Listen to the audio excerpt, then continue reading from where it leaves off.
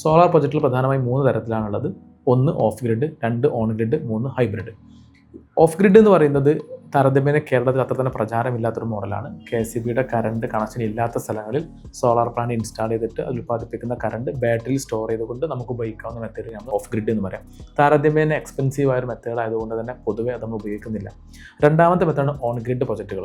On grid എന്ന് പറയുമ്പോൾ നമ്മുടെ വീട്ടിൽ ഒരു മാസം നമ്മൾ എത്രയാണോ KCBയുടെ കറണ്ട് ഉപയോഗിക്കുന്നത് അത്ര തന്നെ കറണ്ട് നമ്മൾ ഉൽപ്പാദിപ്പിച്ച് KCBക്ക് തിരിച്ചു കൊടുക്കുന്ന മെത്തേഡാണ് ഓൺ ഗ്രിഡ്. ഉദാഹരണം, ഒരു മാസം നമ്മൾ 1000 യൂണിറ്റ് കറണ്ട് KCB ഉപയോഗിക്കുന്നുണ്ട് എങ്കിൽ ഒരു മാസത്തിൽ 1000 യൂണിറ്റ് ഉൽപ്പാദിപ്പിക്കാൻ ആവശ്യമുള്ള സോളാർ പ്ലാന്റ് നമ്മൾ ഇൻസ്റ്റാൾ ചെയ്തിട്ട് ഈ കറണ്ട് നമ്മൾ KCBക്ക് കൊടുക്കും.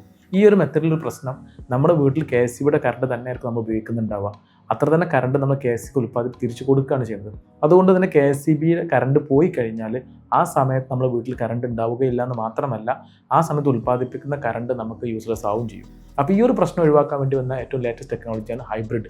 ഹൈബ്രിഡ് എന്ന് പറയുമ്പോൾ നമ്മൾ വീട്ടിൽ KCBയുടെ കറണ്ട് കണക്ഷൻ പോയി കഴിഞ്ഞാൽ ആ സമയത്ത് സോളാർ ഉൽപ്പാദിപ്പിക്കുന്ന കറണ്ടുകൾ നമ്മൾ നേരെ ബാറ്ററിയിൽ സൂക്ഷിക്കുന്ന മെത്തേഡിനെയാണ് നമ്മൾ ഹൈബ്രിഡ് എന്ന് പറയുന്നത്. ഇതിൻ്റെ ഒരു പ്രത്യേകത, നമുക്ക് KCBയുടെ കറണ്ട് പോയി കഴിഞ്ഞാൽ നമുക്ക് ഈ ഹൈബ്രിഡ് ഉപയോഗിക്കാൻ പറ്റും. അതോടൊപ്പം തന്നെ രാത്രി സമയത്തൊക്കെ നമ്മൾ പകൽ ഉൽപ്പാദിപ്പിക്കുന്ന കറണ്ട് ബാറ്ററി സ്റ്റോർ ചെയ്തുകൊണ്ട് രാത്രി നമുക്കത് ഉപയോഗിക്കുകയാണെങ്കിൽ KCBയുടെ വലിയ മീറ്ററിംഗ് രീതി നമുക്ക് ഒഴിവാക്കാനും പറ്റും. അപ്പോൾ ഹൈബ്രിഡാണ് ഇന്നത്തെ കാലത്ത് ഏറ്റവും നല്ല മെത്തേഡ്. പക്ഷേ ഹൈബ്രിഡിന് ഓൺ ഗ്രിഡിനെ അപേക്ഷിച്ച് ഇത്തിരി എക്സ്പെൻസീവാണ്. പക്ഷേ ഏറ്റവും നല്ലത് നമുക്ക് ഹൈബ്രിഡ് ചെയ്യുന്നതാണ്. മാത്രമല്ല, ഓൺ ഗ്രിഡ് ചെയ്ത ഒരാൾക്ക് ഭാവിയിൽ വേണമെങ്കിൽ ഹൈബ്രിഡിലേക്ക് മാറാൻ ഓപ്ഷൻ ഉണ്ട്.